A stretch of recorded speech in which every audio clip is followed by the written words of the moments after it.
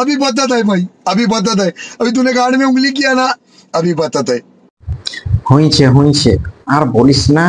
এই ইনস্টাগ্রামে শুধু ফলের ফলেরই গল্প হচ্ছে, তুই বলি না, আরো বাকিরা শুধু একটা কথাই বলছে, আমার ফল আছে, আমার বড় ফল আছে, আমার ফলের সাইজ দেখে লাও, এই করে লাও। মানে এত ফলের গল্প নিয়ে যে এখন কালা ফল খাইতে পারছি না। আমার ভয় লাগছে, ফলেই তৈরি করলিস, তাহলে আমরা দোকানে কিনে খাবো থোড়ি, তোদের কাছে যাই করে খাবো।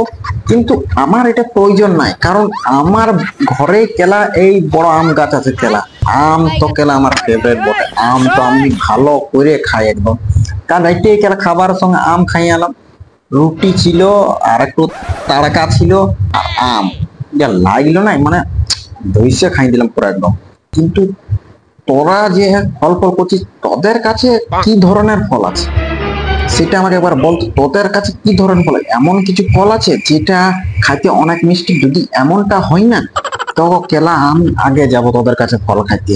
আমার মনে হয় না তোকে দেখে যে তোর কাছে সেমনি কোনো ফল আছে, তো তোকে আমি রিজেক্ট করলাম। ফল খাবো, কিন্তু শুধু যদি আম রাখিস তবে খাবো, বাকি অন্য কোনো ফল খাবো না।